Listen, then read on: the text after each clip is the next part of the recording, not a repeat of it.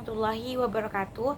Perkenalkan, nama saya Dewi Kurniatul Jannah dari Program Studi Manajemen Pendidikan Islam kelas A. Nah, di sini saya akan menjelaskan tentang mengelola risiko event.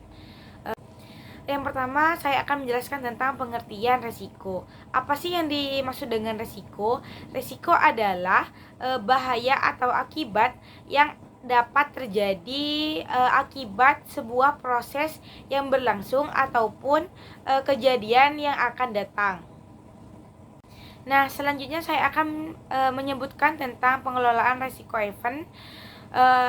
Yang diantaranya, yang pertama itu ada buruknya perencanaan event, yang kedua pengelolaan event yang tidak baik, yang ketiga itu buruknya pengelolaan pengunjung, yang keempat itu kesalahan dan kelalaian manusia, yang kelima itu kondisi fisik lingkungan event yang tidak aman, yang keenam kejadian alam seperti hujan, badai ataupun gempa bumi.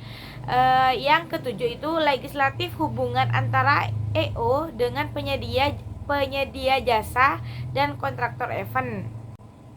Nah, dalam mengelola risiko event ini ada beberapa tahap yang harus dilalui.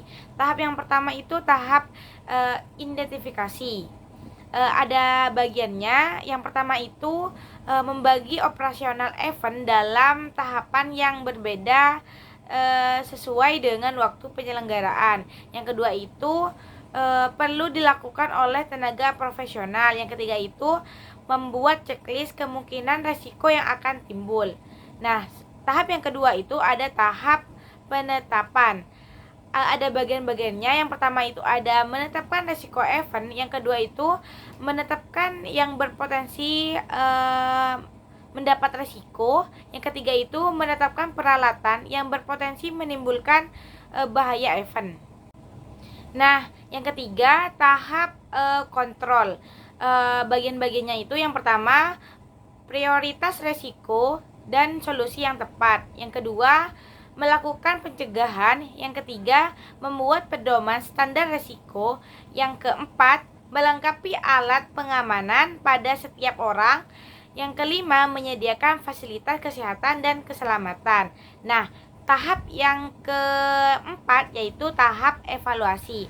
Tahap evaluasi adalah dilakukan pada setiap risiko berdasarkan rencana operasional event. Nah, yang terakhir ada solusi terhadap risiko event.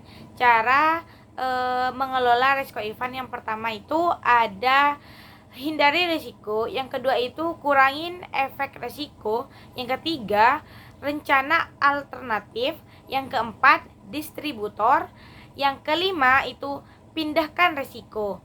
Mungkin hanya itu yang bisa saya sampaikan, kurang dan lebihnya saya mohon maaf. Wassalamualaikum warahmatullahi wabarakatuh.